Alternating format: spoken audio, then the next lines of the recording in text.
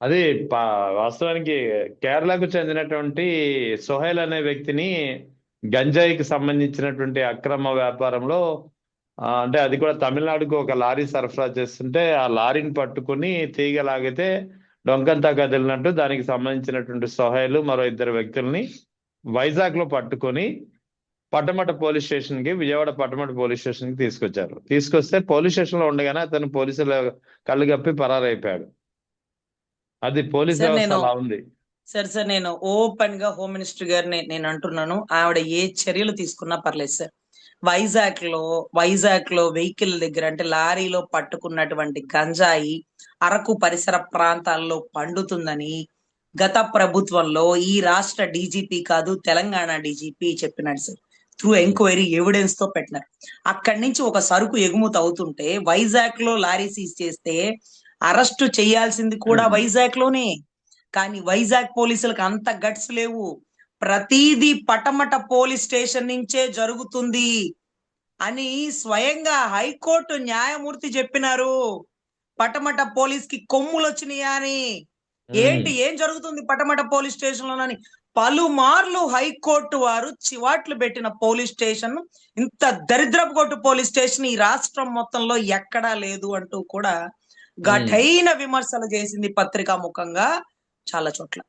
ఈ Patamata police station లో సోహెల్ ఎలా తప్పించుకున్నాడు? మీరు చూసినారా భీమ్లా నాయక్ సినిమాలో పవన్ కళ్యాణ్ గారు ఒక అతన్ని పట్టుకుంటారు. అతను రాణా కదా సినిమాలో. అవును. పట్టుకోగానే ఎమ్మెల్యే నుంచి ఫోన్ వచ్చేస్తుంది, మా వాడిని 2 నిమిషాల్లో వదిలేయని. అక్కడ సినిమాలో భీమ్లా నాయక్ పవన్ కళ్యాణ్ కదా పాపం, వదలడు. కానీ పైనుంచి ప్రెజర్ వస్తుంది, ఏదో జరుగుతుంది, వదిలేస్తుంటాడు. అంటే ఇదన్నీ సినిమాల్లో చూడటమే. పోలీస్ స్టేషన్కి వెళ్ళగానే ఫోన్లు ఏమని ఫోన్ చేస్తారు? సరుకు వస్తుంది మీ వైజాగ్ నుంచే, మమ్మల్ని పట్టుకుంటే మేము కోర్టులో ఏం చెప్తాం? ఎక్కడి నుంచి చేస్తున్నావు గంజాయి? సార్ మీ మీ ఎమ్మెల్యే గారే పంపించినారు సార్. సార్ ఆ గంజాయి మీ దగ్గర నుంచే ప్రతి నెల ఇంత ఇంత సరుకు అక్కడికి వెళ్తుంటుంది సార్ అని చెప్పేస్తాడేమో. సోహెల్ ఎలా తప్పించుకున్నాడు? ఎవరు చెప్తే తప్పించుకున్నాడు? సీసీ అవును. కెమెరా అండర్ లో అలా తప్పించుకుంటే ఆ స్టేషన్ మొత్తాన్ని సస్పెండ్ చేస్తారు తెలుసా? కస్టడీలో ఉన్న ముద్దాయి తప్పించుకున్నాడంటే ఆన్ డ్యూటీలో ఉండే పోలీస్ ఆఫీసర్ల నెగ్లిజెన్సీ తెలుసా? ఎంత పేమెంట్ తీసుకొని పంపించేసినారు. ఆ ఆ గంజాయి సరుకుని ప్రభుత్వం నుంచి, హైకోర్టు నుంచి ఉత్తర్వుల మేరకు కాల్చేయమని అడుగుతుంటే మీరు చుట్టూ గడ్డి పెట్టి, అంటే లోపలంతా గడ్డి పెట్టి చుట్టూ అక్కడక్కడ గంజాయి పెట్టి నిప్పంటించి అదిగో అక్కడ గంజాయి కాలుతుందని స్టేట్మెంట్ రికార్డ్ చేసుకొని పంపిస్తున్నారంటగా. లోపల ఉట్టి గడ్డి ఉంటుందంటగా. గంజాయి లారీలు ట్రక్కులు వెళ్ళిపోతుందంటగా. ఎంత మంది యువత జీవితాలు నాశేస్తారు సార్. ఆ నాశనం చేసే దాంట్లో కనీసం సిగ్గనిపించట్లా? ఈ రోజు హోంశాఖ మంత్రిని డైరెక్ట్ గా అడుగుతున్నా, సోహెల్ ఎలా తప్పించుకున్నాడో? ఆ పోలీస్ స్టేషన్ మీద ఏమైనా చర్యలు తీసుకున్నారా? ఆ పోలీస్ స్టేషన్ మొత్తాన్ని సస్పెండ్ చేసినారా? అరే ఏం జరుగుతుంది అసలు? ఆ సరికి ఎక్కడి నుంచి వచ్చింది? ఆ వైజాగ్ లో ఎక్కడ పట్టుకున్నారు? ఏ దేశం నుంచి వస్తుంది అది? అసలేంది Vijayawada lockup death, Krishnalanka police station lockup death mystery, లేదా గాదే సాయికృష్ణ మిస్సింగ్ వ్యవహారం, ఈ మొత్తం వ్యవహారంలో అందరి ఆరోపణలు ఎదుర్కొంటున్న సిఐ నాగరాజుని సస్పెండ్ చేసింది. కానీ వాస్తవానికి కుటుంబం నుంచి వస్తున్నటువంటి డిమాండ్ అయితే మొత్తం అతనిపై చర్యలు తీసుకోవాలి, విచారణ చేయాలని చెప్పి. అదే విధంగా మొత్తం పోలీస్ స్టేషన్ లో ఉన్నటువంటి మొత్తం పోలీస్ స్టేషన్ లో సిబ్బంది అంతా దీనికి బాధ్యత వహించాలనేది ఆ కుటుంబ సభ్యులు చేస్తున్నటువంటి డిమాండ్. కానీ ప్రభుత్వం మాత్రం కేవలం నాగరాజుని సస్పెండ్ చేసింది. చర్యలు తీసుకునే అవకాశాలు ఉన్నాయా లేవా అంటే ఏం చెప్తారు? సార్ నేనైతే ప్రభుత్వాలను నమ్మను కానీ న్యాయస్థానాలను నమ్ముతాను సార్. So yeah. 29 ఏదైతే వాయిదా ఉందో ఆ రోజునే కోర్టు డైరెక్షన్ ఇస్తుంది సార్. అతని మీద ఇమీడియట్ గా ఎఫ్ఐఆర్ కట్టండి, అతన్ని బాత్రూమ్ లో పడేసి కొట్టినారు అని ఇవన్నీ కూడా ఏదైనా ఎవిడెంటరీ వస్తే పోలీస్ స్టేషన్ మొత్తాన్ని సస్పెండ్ చేసేస్తుంది సార్. అసలు అయినా అతని మీద ఉంది వారెంట్ రీకాల్, అంటే వారెంట్ రీకాల్ పెండింగ్ అనమాట. అంటే ఎన్నో మార్లు వాయిదాకి అటెండ్ అవ్వలేదు అని. అంటే అది ఇప్పటికిప్పుడు ఉన్న కేసు కాదు. అతను ఎంక్వైరీ చేయడానికి, పోలీస్ స్టేషన్ తీసుకెళ్ళడానికి, విచారణ చేయడానికి కోర్టు కానిస్టేబుల్ నుంచి డైరెక్ట్ గా త్రూ కోర్టుకు వెళ్లాల్సిన కేసుని పోలీస్ స్టేషన్ కి ఎందుకు తీసుకువెళ్లారు? ఎందుకు అంత రిస్క్ చేసినారు సార్? ఇందుకు నాకు ఒక డౌట్ సార్, చంద్రబాబు గారు ఎక్కడున్నారు సార్? ఆయన ఊర్లోనే ఉన్నారు, స్టేట్ లోనే ఉన్నారు. Yes sir. అంతకుముందు సింగపూర్ ఏదో వెళ్ళినట్టున్నారు కదా ఈ వాళ్ళు 2 days గ్యాప్ సింగపూర్ లో. నుంచి వచ్చారండి. వచ్చిన తర్వాత నిన్న పవన్ కళ్యాణ్ తో సమీక్ష కూడా ఏదో చేసినట్టు ఉంది. అవును సార్, అవును. రాష్ట్రంలో వెన్నుపోటు పరిపాలన అని చెప్పేసి వైసీపీ ఉమ్, ఎప్పుడైతే పాదయాత్ర చేసిందో ఇంతమంది జనాలు బయటికి ఎందుకు వచ్చినారు, ప్రజల స్పందన ఎక్కువైపోతుంది, ప్రభుత్వం మీద ఉమ్, వ్యతిరేకత పెరిగిపోతుంది, మనం ఎలా కంట్రోల్ చేయాలి, అసలు ఏమన్నా స్పందించాలా, ఎలా స్పందించాలి, ఇంకా 3 ఏళ్లు ఉంది, ప్రభుత్వం మళ్ళీ వస్తుందో రాదో, ఈ ఎమ్మెల్యేల అరాచకాలు ఎక్కువైపోయినాయి, మీ ఓడేమో ఆడోళ్ళని కదిలిస్తాడు, మా వాళ్ళేమో భూములు కదిలిస్తారు, ఒక చావు రావట్లేదంటూ రైట్. వాళ్ళల్లో వాళ్ళు తర్జన భర్జన అయితే పడుతున్న పరిస్థితి అండి. ఆయన నిన్న మొన్న సింగపూర్ వెళ్ళాడు సార్. ఒక ముఖ్యమంత్రి అలా పర్యటన చేస్తున్నప్పుడు ఏ కారణాల దగ్గరికి అంటే వాళ్ళ బిడ్డలను చూసుకోవడానికి అని ఎప్పుడైతే జగన్ గారు చెప్తుంటారో అదే మాదిరిగా మా వ్యాపారాలకు ఏమైనా సంతకాలు పెట్టాలా, బ్లాక్ ని వైట్ ని బ్లాక్ మార్చాలా, హవాలాలు ఏమైనా చేయాలా, ఏం జరుగుతుంది సింగపూర్ లో? మొన్నేమో ఒక బృందం వెళ్ళారు. ఆ బృందం అయిపోయి ఈసారి ఈయన ఒక్కడే వెళ్ళాడు. అసలు అంటే దేనికి వెళ్తున్నారు, దేనికి వస్తున్నారు అనేది పబ్లిక్ ఒక సమాచారాన్ని ఇవ్వాలి. ఎందుకంటే వాళ్ళు పబ్లిక్ ఫిగర్లు కదా. మనం అవును. ఎడిపోయినా రైట్. కూడా అడిగేవాళ్ళు లేడు. వాళ్ళు ఎడిపోతున్న రైట్. సమాచారాన్ని ఇవ్వాలి. ఆయన వెళ్ళి వచ్చే లోపల మీడియా మొత్తం ఆయన ఎందుకు సింగపూర్ వెళ్ళారు అని ఆలోచించడం మానేసి ఒకటేమో లాకప్ డెత్ గురించి, లేదా అదేంటది ఎప్పుడో జగన్ గారి తాతగారు రాజారెడ్డి గారు చంపిన వ్యక్తి ఎవరైతే పార్థసారథి రెడ్డి గారికి సంబంధించినటువంటి గాయాల గురించి, లేకపోతే మీడియా ఎటు వెళ్తుందంటే ఆ, ఎవరు ఎటువైపు చెప్తే అటువైపు వెళ్ళిపోయే పరిస్థితి అయితే నెలకొనింది. రైట్. సార్ ఇక్కడ సోహెల్ ఎలా తప్పించుకున్నాడు, ఎవరి సపోర్ట్ తో తప్పించుకున్నాడు, ఎక్కడి నుంచి సరుకు తెస్తున్నాడు, ఆ వైజాగ్ ప్రాంతాల్లో సరుకు దొరకడానికి అక్కడ ఎగుమతులు దిగుమతులు ఆ పంట పండిస్తుంది ఎక్కడ?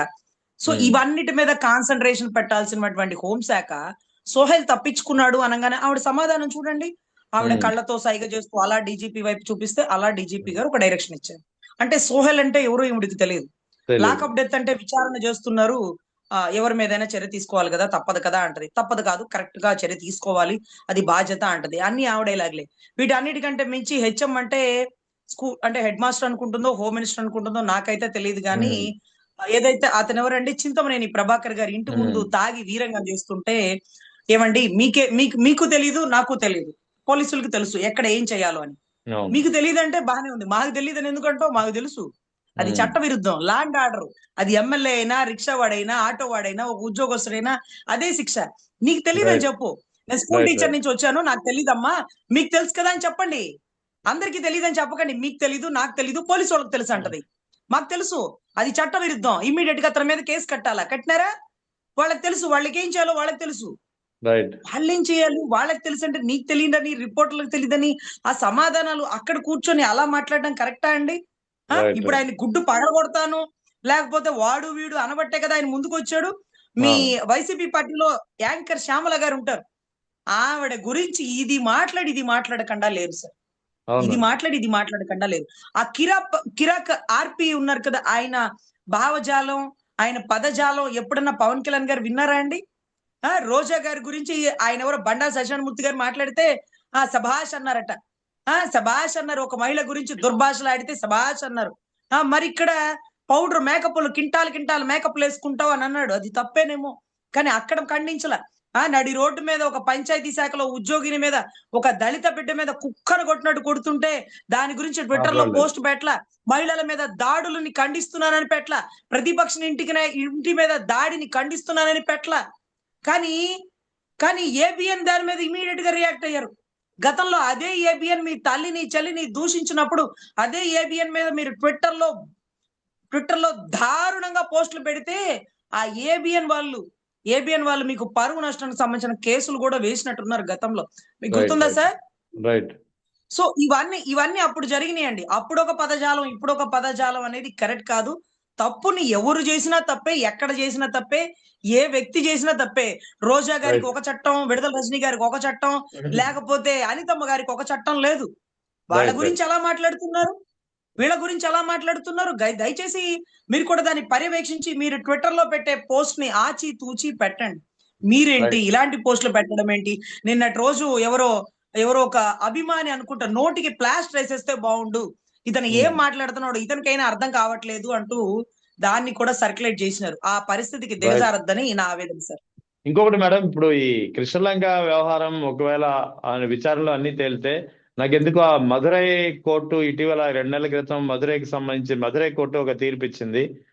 ఇలాంటిదే లాకప్ డెత్ కి సంబంధించినటువంటి కేసులో మొత్తం పోలీస్ స్టేషన్ లో ఉన్న దాదాపు 7 జీవిత ఖైదు విధిస్తూ ఇలాంటిది లాకప్ డెత్ కేసు. అది కూడా 7గురికి జీవిత ఖైదు విధిస్తూ మదురై కోర్టు తీర్పిచ్చింది. జస్ట్ ఒక 2 months క్రితం జరిగింది. అది సంచలనం అయింది కూడా అప్పట్లో. అది ఇటీవలే.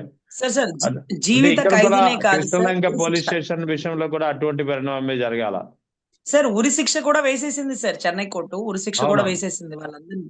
అయితే ఇక్కడ ఇక్కడ దీనికి దానికి తేడా ఏంటంటే సార్, ఇక్కడ ఈ స్టేషన్ లో ఎవరో ఒకళ్ళు అతన్ని బాత్రూమ్ లో పడేసి కొట్టారు, లేకపోతే అతనికి తగలకూడని చాట తగిలింది, అతన్ని హాస్పిటల్ కి తీసుకెళ్లారు, అక్కడి నుంచి బూడిద చేసినారంటే ఇది గనక ఎవిడెంటరీతో బయటకు వస్తే జడ్జి గారు ఆ అవును.